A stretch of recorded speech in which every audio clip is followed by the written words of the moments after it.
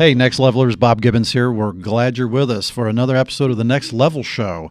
And today is exciting. We've got a interesting guest, Deborah McMurray. She's the CEO, founder, and strategy architect. That sounds interesting. For Content Pilot. And you can learn more about Content Pilot at contentpilot.com. And returning for a second appearance on the show is Sheila Sheley.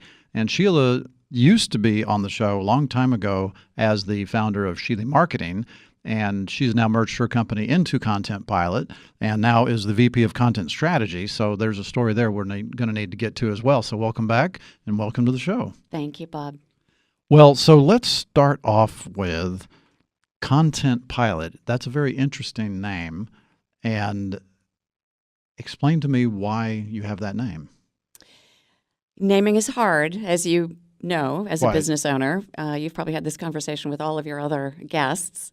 But back in the day when we were sitting around a table, we decided, my sort of brainstorming team and I determined that we were building content management systems, tools to manage content, and the concept of pilot, making it easy for non-technical users, was sort of a good fit and a good description of what we were trying to accomplish. So thus was born Content Pilot. So it's just exactly what it sounds like it should be. Yeah, exactly. Yes.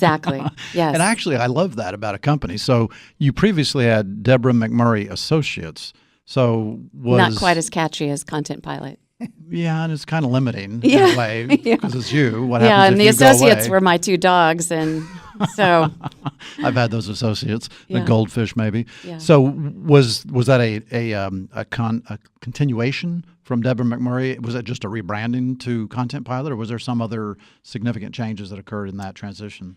it was a formalization of sort of creating a position in the marketplace. So as Deborah McMurray Associates, I was a consultancy, and I built virtual teams of people who brought other disciplines to the table, such as design and technology development. And when I started competing nationally, and I was competing against companies with 100 employees, and I was just Deborah and her friends, I thought, I probably need a company. And that's when so that was 13 years ago today, or this month rather, 13 years ago this month, Content Pilot was born as a player in the primarily then legal industry. Wow, nice. And so you made the distinction of Deborah and Associates being friends, which are contractors, as needed, consultants, independents, and now, so I assume now that's not the model? It's not the model. No, we still use contractors on an as-needed basis, but we, as of next Monday, will have 27 employees. Nice. Wow. So we have grown a lot in the last year and a half, 18 months or so, just because we have lofty goals and we want to expand our services, like with Sheila and her team, and it just has made sense for us to get bigger. Interesting. Funding that, of course, is always a challenge, you know. Well, okay, so let's go there. Yeah. Tell me about that. Yeah, we have never had outside funding or outside investors. We've explored those discussions over the years, but we just didn't want to give a lot of the company away and so on. I have two partners that have been with me for 11 and 12 years, respectively, and we just decided that, let's just use the cash that we have. So we have always just funded additional growth through operations. So whenever you take outside funding, sometimes that can fuel growth, and now you own a smaller piece but a bigger pie, and so maybe you own something bigger.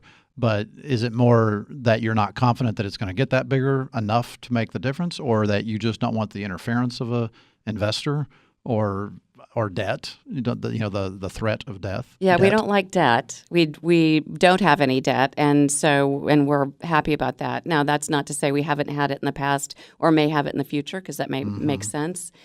But we felt that we wanted the control Okay. And we were not very interested, at least in the stage of development that we weren't confident that we could find someone who shared our vision or knew had the deep domain expertise that we had, or we don't have the kind of company that is easily scalable to the stratosphere. Yeah. So traditional investors who want to come in and have 100 times growth to fuel some kind of something scalable. really you scalable. Build it once and then it blows up and Right. can be used by thousands and millions of people all at once. And that's not our model. We'd like more of that model. We'd love to have more, a piece of our business that really could scale to balance the piece that, which is why so many of our clients are so happy, is that our service really is bespoke, and we really tailor solutions to specific organizations and people, and they love that. But it does mean that the stratosphere is probably not in our future. So you use the word bespoke, which I kind of chuckled at because my wife and I had dinner last night with a client, and client's a husband-wife client, and he is British, and he worked bespoke into the conversation several times. So that's very British of you. Done it with a British accent, perhaps. Yes. That was pretty funny. It's interesting in taking investors, it seems like the reasons why people do it is because they can't grow without it. They want to grow a lot faster.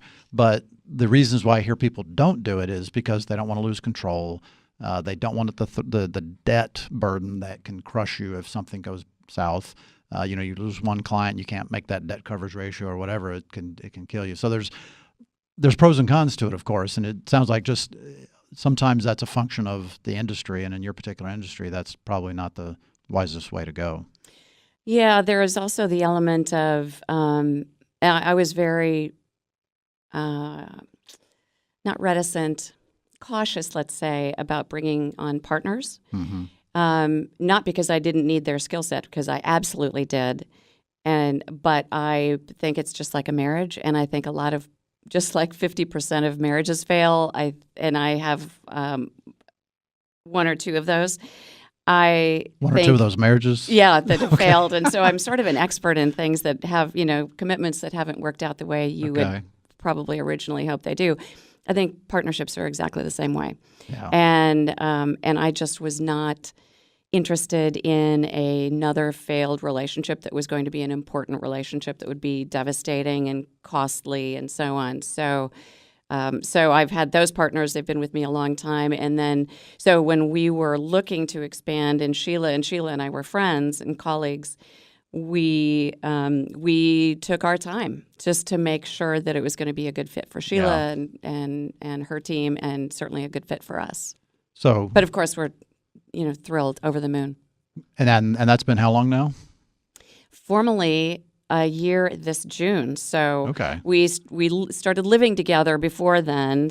Her team moved in with us. Living in sin. Yeah, we were. Yeah, and but they bought the cow anyway. Yeah. And so we lived together and then started working together and kind of collaborating on things. And so, what was it about Sheila's shop that was attractive to you to merge with or bring in house? Other than the fact that I really liked her and respected her, it was a discipline that I didn't want to do when I was starting Content Pilot. I was very clear in my own career path, sort of a service offering that I absolutely did when I was an employee in two big law firms, which is public relations and sort of all that goes along with that, press release writing and everything. And it was just something I didn't enjoy. So she had skill sets and offerings that you weren't already doing. She had a skill set, and most importantly, the passion that was driving her skill set in those areas. And so that's a really great fit. So Sheila, what was it about Deborah and Content Pilot that made you want to do that instead of staying on your own?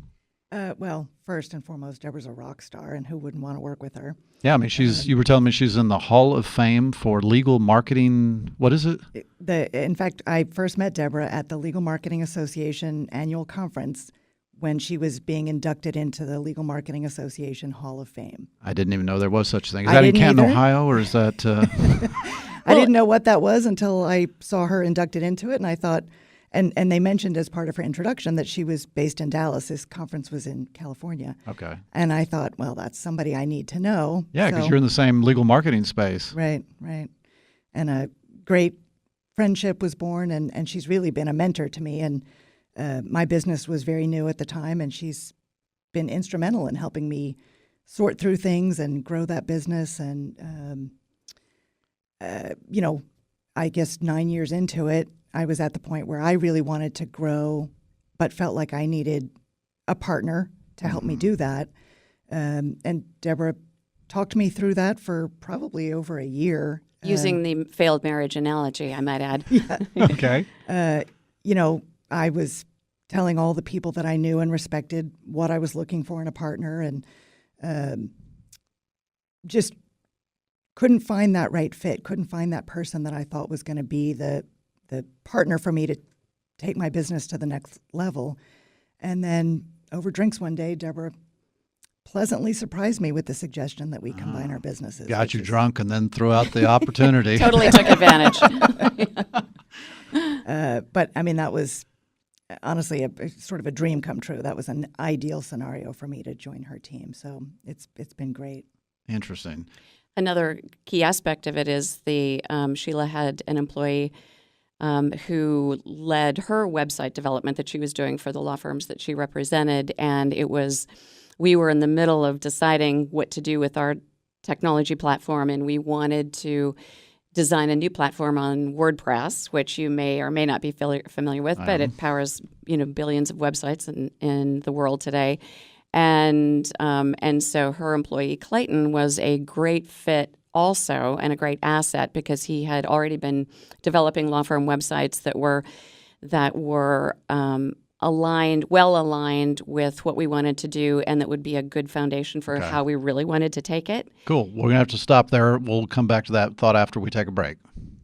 We are back, and we are talking to Deborah McMurray and Sheila Sheley of Content Pilot, and you can find them online at contentpilot.com. So we've been talking about the merger, the acquisition, whatever the right terminology is for Sheila Marketing becoming part of Content Pilot. And you were talking about Clay, was it? I think Clayton. Clayton, yeah, I've met him actually. Nice guy. Mm-hmm. So he had some skills in WordPress and building websites and that kind of thing. So we brought him in to lead our WordPress strategy and work with very seasoned Content Pilot employees and project managers on developing that foundation and this new, very state-of-the-art offering that we're so excited about, and I think makes it, and it enables us to work with firms of really any size, from a 500 lawyer firm to a 2-lawyer firm. So that skill set scales beautifully. So that's the one thing that, when we were talking about scalability a moment ago, while our approach and our desire to be bespoke providers of services and that sort of one-to-one marketing kind of idea and sales idea, our products scale beautifully. We represent literally the largest law firm in the world, both from a size standpoint and from another law firm, which is the largest from a revenue standpoint in the world. And what's the name of that firm? Well, the size is Denton's, and they have a Dallas office. And from a revenue standpoint, the largest is Kirkland and Ellis, and they also have a new Dallas office. Wow! And they're, of course, enormous and fabulous, very highly sophisticated firms. But we provide technology services and consulting services to them, and they've been quite longtime clients of ours, and they're very happy clients. But we also provide services to much, much, much smaller boutique firms who have very different needs than they do, and we're proud of the clients of all sizes. Sheila, her company was a client of mine in my real estate business. and she introduced me to an attorney one time who became a client. And this woman was a elder care attorney, and she was partnering with another woman in a totally different legal practice. And then they ended up splitting their office and their practice because they were very separate. And the one that was the elder care attorney just blew up. I mean, she started getting so big and taking on more and more space frequently. And I was like, what's going on? What are you doing? And she's like, well, I've got Sheila doing my marketing. And the things that you were doing, if I remember correctly, the main thing was advertorial in a senior-oriented magazine where she would write articles, educational articles, and then advertise as well. Right. And she was getting an incredible amount of business. I think she told me in 1 year she added like 275 clients, which for a tiny little practice was huge. Yeah, her practice has grown as well. She's added a number of lawyers and a partner, and she's done very well. So why do you guys only focus on attorneys? I mean, is it that specialized that you can't, or do you? Maybe I'm making an assumption. I know your practice, Sheila, was only attorneys. Is that the same for Content Pilot? It's largely attorneys. Okay. We also have a couple of accounting firm clients. Okay. That are website kind of strategy, branding, content, and technology clients, but they're accounting firms. Really, anyone who sells their brain for a living is a perfect client for us.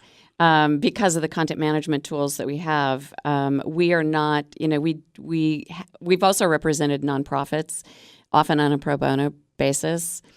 So we can provide a lot of services for them, but we really are committed to lawyers. I've been working with lawyers full time since 1987, and then professional services since 1984. So it's so much a part of my DNA, and they all have the same needs. They have different ways of doing things, different practices, and what we find is lawyers put out their own shingle, or even if it's a huge law firm, they tend to look very much alike firm to firm.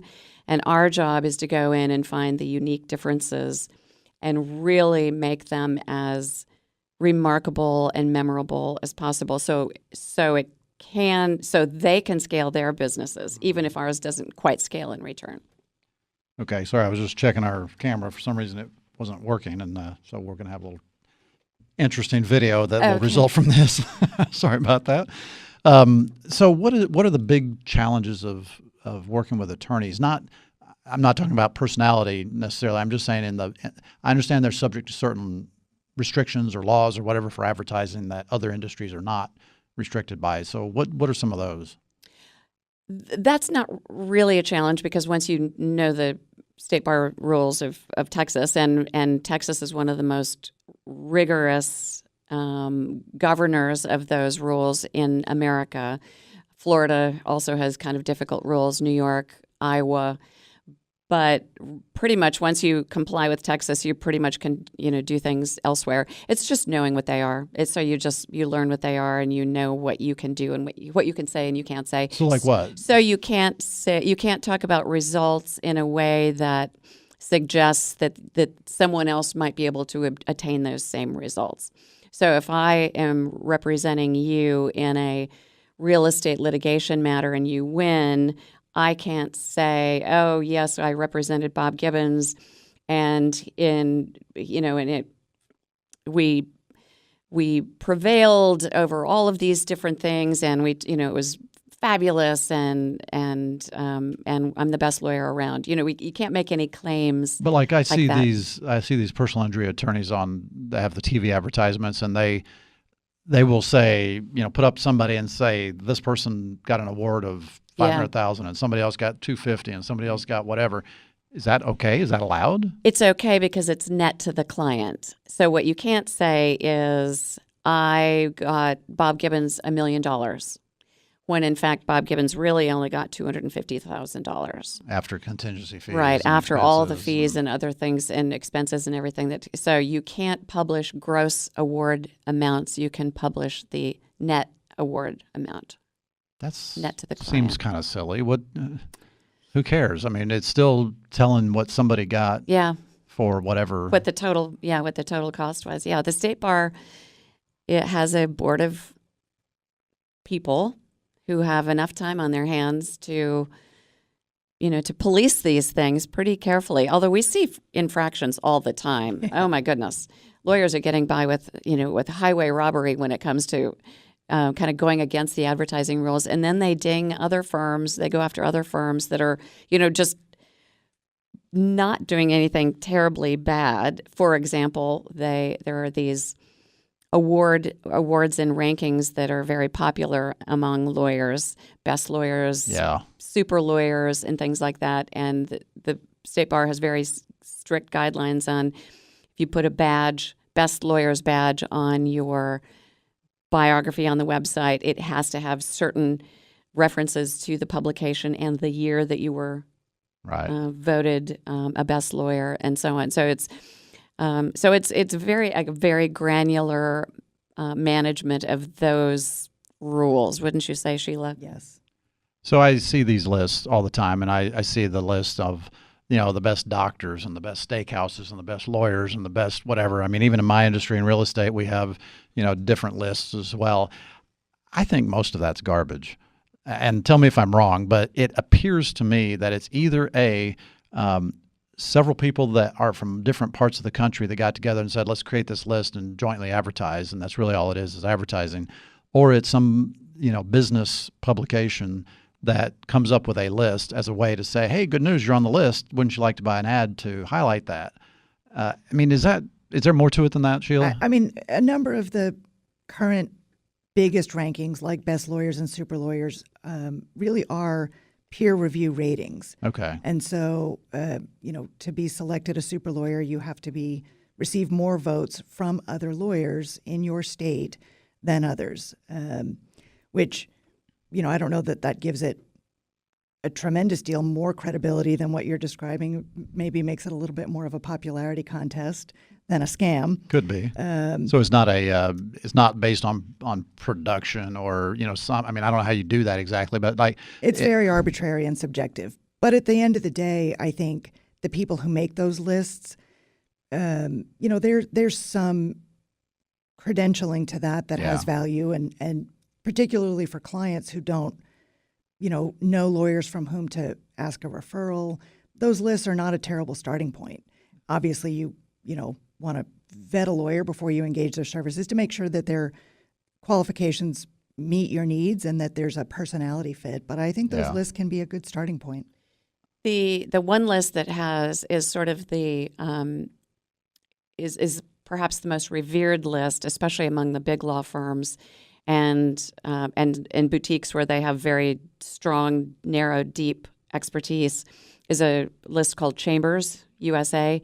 Okay. And it was started in the UK and it came over to America and it immediately became very successful. And there's a very rigorous process that the law firm has to go through to apply to be in one of 4 bands, band 1 being the top. And so a band 1 real estate lawyer, for example, and they also, and then so you submit all of your high-level matters and experience for that year, and then they verify it. The Chambers people verify it and call clients. Oh my. So you've named clients in what you submit, and they actually call clients and get quotes from the clients about you, Bob, as the practitioner, and that's fantastic. Yeah. I mean, that's the perfect third-party credibility verification. boost. I love that. Yeah, that lawyers like. And so and Chambers doesn't apply to every single practice area. So certain practices are not covered by Chambers. It's not an opportunity for them. But we think it's a very time-consuming investment, but one absolutely worth going after. Yeah. I know the Ernst & Young does their Entrepreneur of the Year competition, and they do that in all the major cities throughout the country. Maybe they do it internationally too. I don't know. But I know in Dallas, and I think whoever wins Dallas then goes to a regional and maybe a national. Mm-hmm. But we've had probably, I think in the 2018 list of maybe 20 finalists, we've probably had, think seven or eight of those people on the show, which is, I didn't even realize that until I was looking at the list, which, that list came out, 7 or 8 months ago. So it's not like I'm exactly timely looking at that, but I thought that was pretty Those cool. are great stories, though. And I think that's a terrific program that's lasted for years and years, Ernst & Young. And I think it's, talk about a great business model. Have you had a successful career selling to businesses? Maybe tired of having your income limited by arbitrary compensation plans that penalize you for selling more.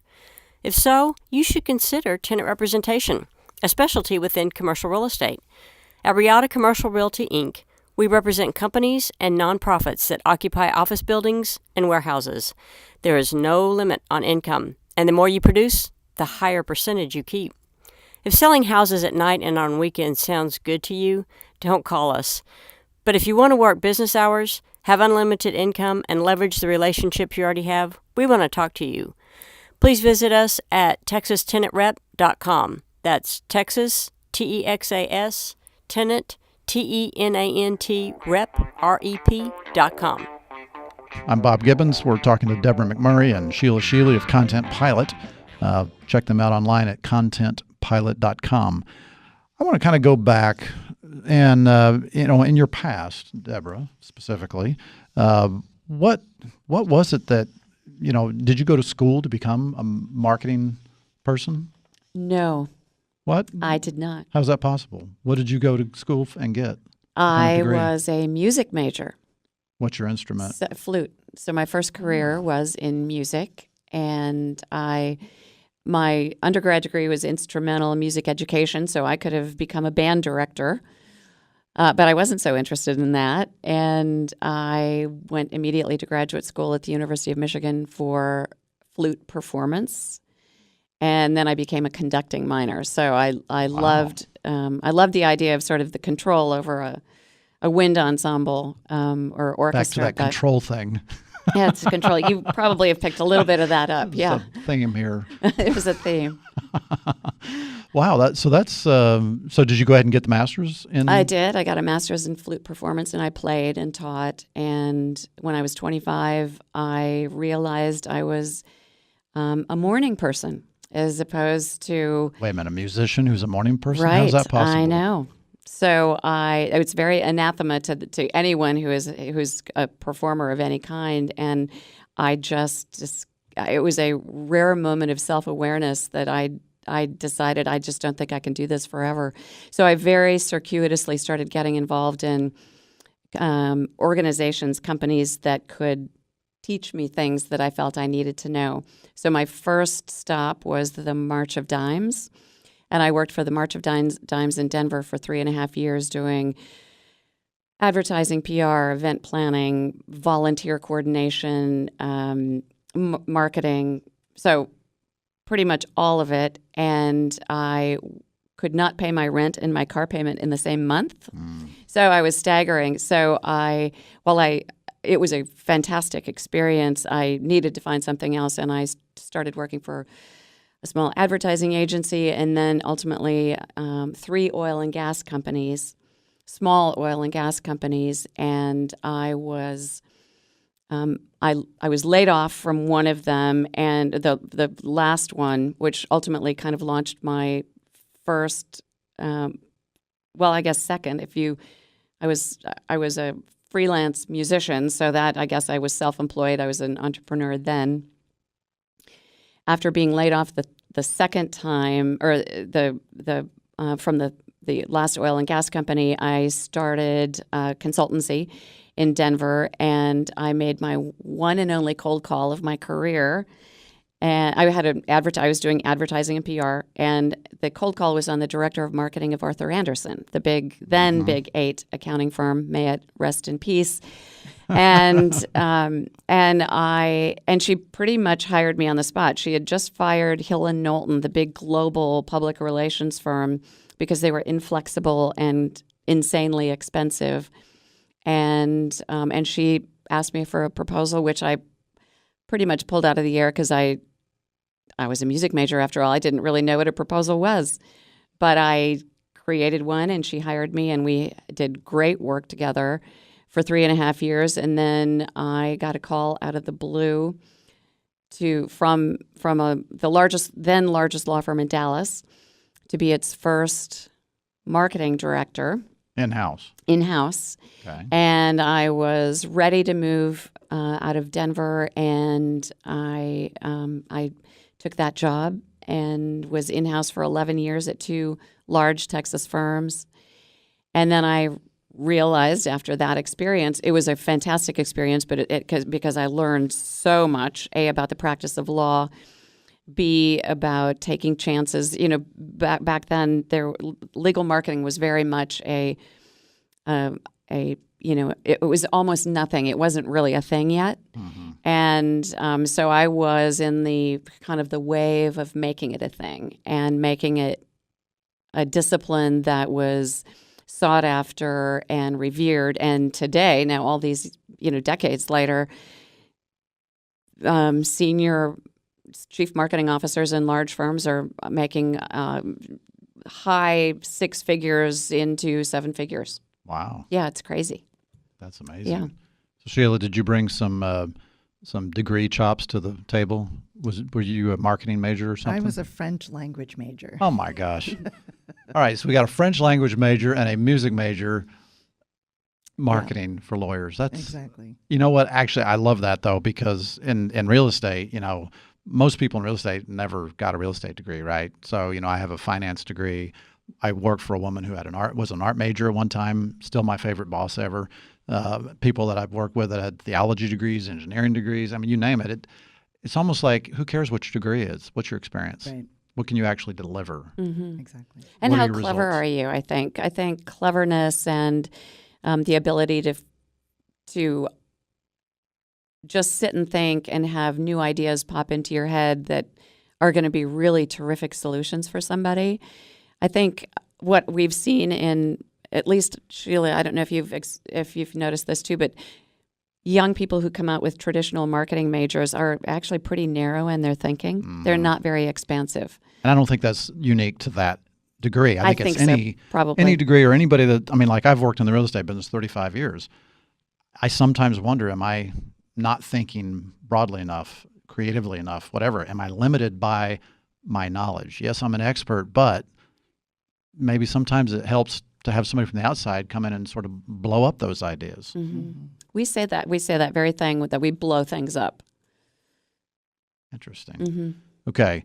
Well, I heard there was something about you getting sued for racketeering or something. Yeah, racketeering and securities fraud. How did that happen? Being a marketing person. Well, that was one of it was my very first little oil company that I worked with in Denver, and my boss was a crook. And he literally disappeared in the middle of the night after commingling limited partnership oil and gas interests, robbing Peter to pay Paul, and having a very grand lifestyle, frequent trips to Newport Beach, for example. And he loved boats, and he always was buying big boats, which suggested that he was skimming cash out of the company. Right. And one of the investors, who happened to be a securities lawyer in Denver, ended up suing, felt he lost whatever he thought he was being promised, and he ended up suing everybody in the company. Yeah. And I was, tagged as part of that. And I hired a lawyer. But $10,000, even all those years ago, $10,000, which was all I had, didn't go very far at all. And I ended up representing myself in federal court, and almost was getting ready to go to trial, and it literally settled the night before for the same amount of money that I had offered him 3 years earlier, which was $2,500. Yeah, so that $2,500 was I was happy to write that check, but the pain and anguish around it. But what got me to fall in love with lawyers was all of the other defendants had their own counsel that they were paying handsome sums to. And all of those lawyers, so I was taking depositions of this guy, and all these other lawyers were around the table, and they felt so sorry for me because this guy was such a bully that they just helped me as much as they possibly can, and they, helped me with procedural things and filing documents, and they just did it because I was kind of pathetic. How old were you at the time? I was probably 29. Wow. Let me think. No, I was maybe a little bit older. I was probably 28 or 9. I mean, that's intimidating to do by yourself. I went through a deposition when I was 25 and worked for somebody who turned out to be not totally legit as well.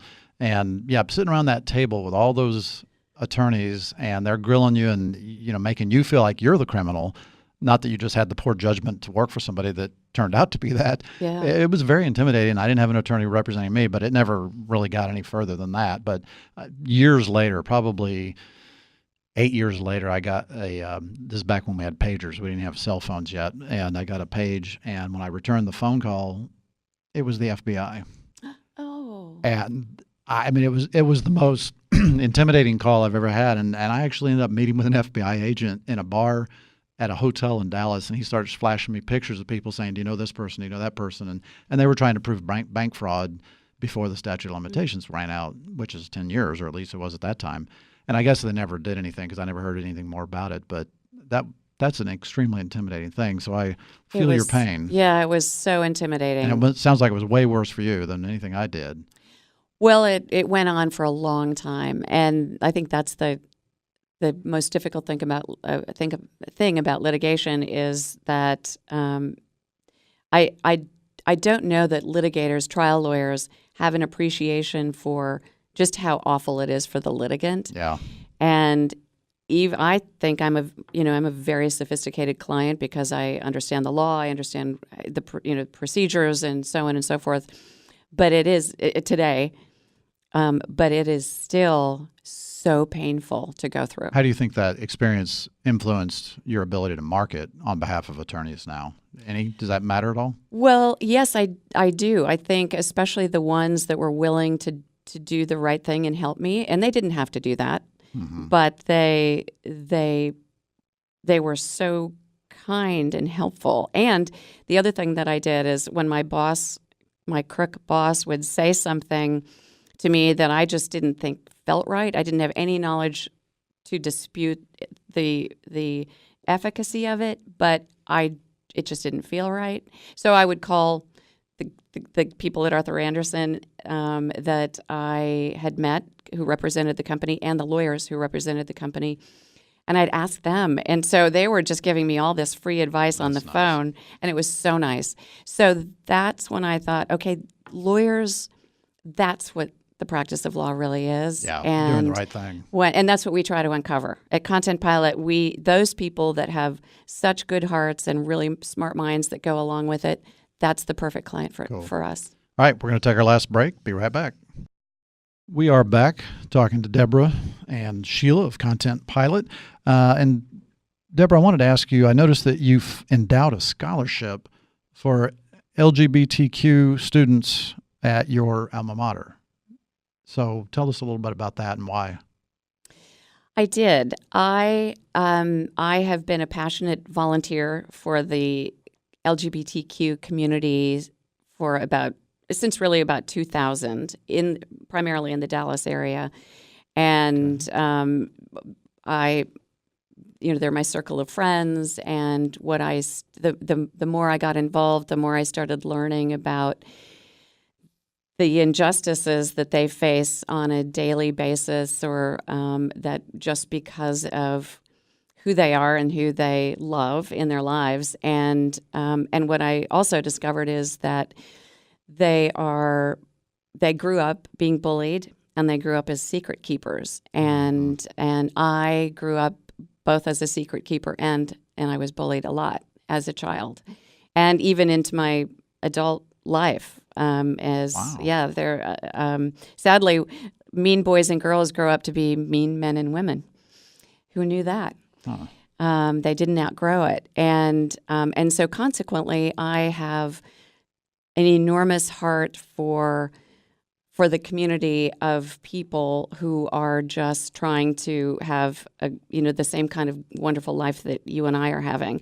The Resource Center, which is a 35-plus year or old organization in Dallas, which was very much the centerpiece. Its predecessor organization was the centerpiece of the AIDS crisis here, which you perhaps learned a little bit about with the movie Dallas Buyers Club, if you saw that. Those were resource center people, and so I'm actually now I became a board member in 2011, and I've served as chair of the board since for now almost 2 years, and Resource Center serves 66,000 people a year in North Texas, and they are doing transformative advocacy and feeding people hot meals and helping them with their nutritional needs. Providing insurance supplements so they can actually buy their medicine. It's tremendous the amount of work we're doing. So I have such a heart for serving that community and being a straight advocate and ally for them. So when it came to Gustavus, my alma mater, a small liberal arts school, I wanted to endow a scholarship for an LGBTQ student because so they knew that there was someone who was a straight woman in Texas who was going to be their ally and advocate as they were starting a journey of being open and authentic. So as a straight woman and your work at the Resource Center, do people not look at you and say, well, you're taking the spot that really should be filled by somebody who's not straight? No, and historically, I think all of the leaders have been gay or lesbian primarily, and but no, they're excited and thrilled to have allies, straight allies, because the community needs the support of everybody. Right. They need bipartisan support, and they need the support of all of us, and because there's so many misunderstandings. So my goal in life is to be, just one who dispels some of those misunderstandings. Yeah, interesting. I like that. Well, let's take another little tack differently. You're a marketing agency, and how do you market yourself? It's always hard. In fact, that's another reason we brought Sheila on, but we have historically been thought leadership is how we really go to market, and whether it's writing or speaking or creating educational, we do a lot of market research, and we publish very sophisticated, easy-to-consume documents and which are readily available for people about websites and about other, our proposal, what's best practices in proposals, best practices in experience management. Again, people who sell their brains for a living. But thought leadership, and we want to be, we think we're smarter, not because, there are lots of really great agencies out there, but in this domain, we want to be smarter and have better approaches that really will educate our client base so they become better consumers of the services, and frankly, more discerning consumers of what's out there. There are a lot of agencies that are offering things that are kind of the same thing to everybody, and that's not our approach. So whenever somebody like yourself is using the thought leadership as a way to market, some people I've heard are reluctant to do that because they're afraid they're giving away the farm before anybody's been willing to pay anything for it. We don't feel that way. We are really generous with our our research and so on. In fact, we share it with competitors.